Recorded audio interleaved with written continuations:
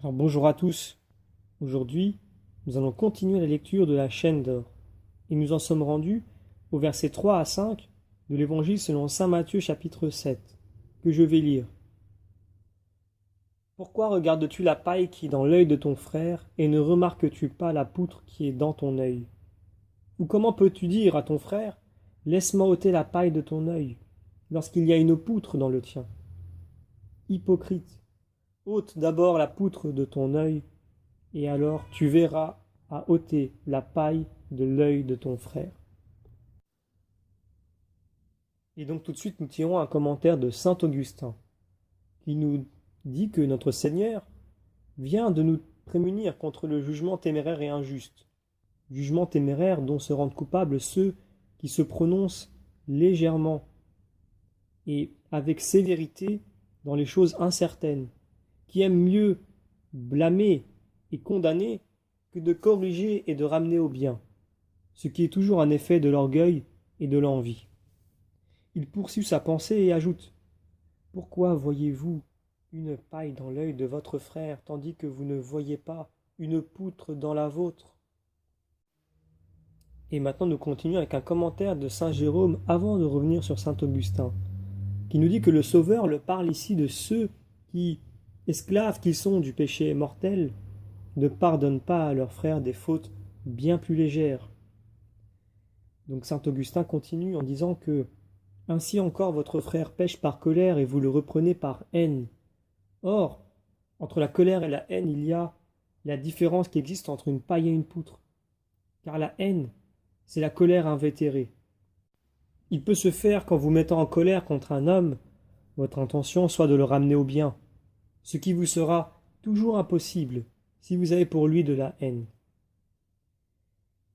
Et là, nous enchaînons avec deux commentaires de saint Jean Chrysostome. Le premier où il dit que il en est plusieurs qui, en voyant un moine porter de riches vêtements ou user d'une nourriture abondante, le blâment avec amertume, tandis qu'eux-mêmes se livrent tous les jours à la rapine ou aux excès de la table. Et ailleurs, saint Jean Chrysostome nous dit, ou bien encore, notre Seigneur s'adresse ici au docteur, car la gravité ou la légèreté d'une faute se mesure sur la personne qui la commet, et le péché d'un simple fidèle n'est qu'une paille légère auprès du péché d'un prêtre, péché qui est ici comparé à une poutre.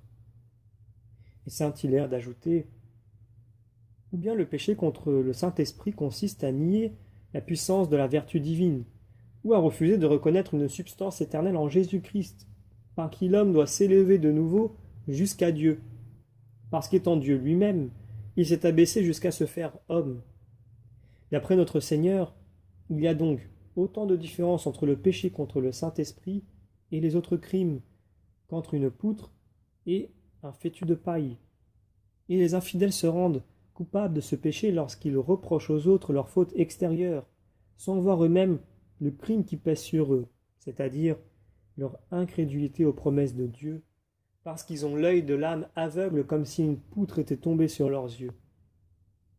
Ou comment pouvez-vous dire à votre frère: laissez-moi tirer la paille de votre œil pendant que vous avez une poutre dans la vôtre? Et saint Jean Chrysostome de préciser, c'est-à-dire, de quel front osez-vous reprendre votre frère, vous qui êtes coupable de la même faute et peut-être plus coupable que lui? Avant de reprendre un commentaire de saint Jean Chrysostome, nous allons voir un commentaire de saint Augustin, qui nous dit: lors donc que nous serons obligés de faire une réprimande, faisons-nous d'abord cette question: n'ai-je jamais commis cette faute? Et pensons alors qu'étant aussi des hommes fragiles, nous aurions pu la commettre. Si nous en avons été coupables et que nous ayons cessé de l'être, rappelons-nous notre commune fragilité, afin que notre réprimande soit inspirée, non par la haine, mais par la miséricorde.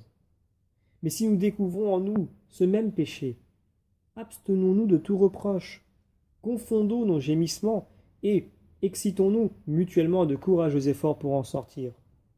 Ce n'est du reste que rarement, et lorsqu'il y a nécessité pressante, qu'il faut employer les réprimandes sévères, et jamais dans des vues personnelles, mais dans l'intérêt de la gloire de Dieu. Là nous prenons un commentaire de saint Jean Chrysostome qui nous donne un autre sens. Il dit que comment dites-vous à votre frère, c'est-à-dire dans quelle intention? Est-ce par charité pour assurer son salut?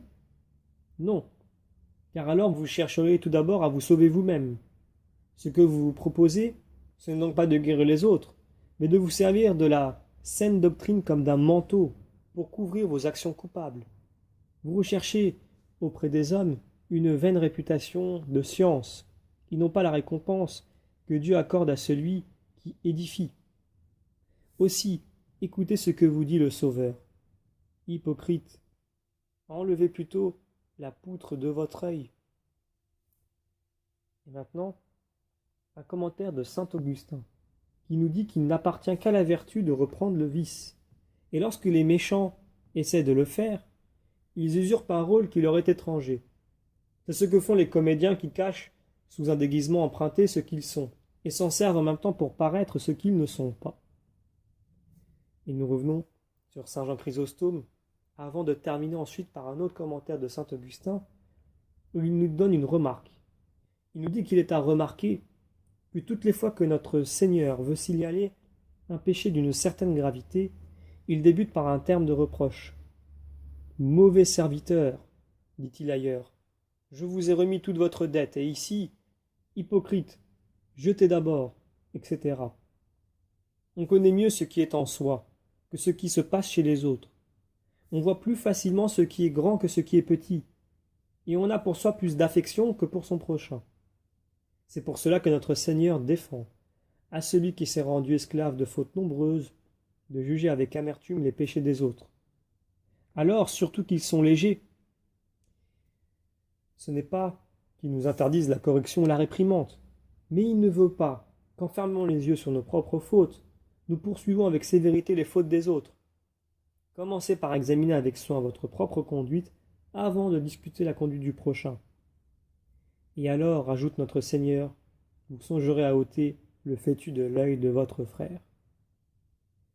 Et saint Augustin termine en disant, une fois que nous aurons ôté de notre œil la poutre de la jalousie, de la malice, de la fausseté, nous songerons à enlever la paille de l'œil de notre frère.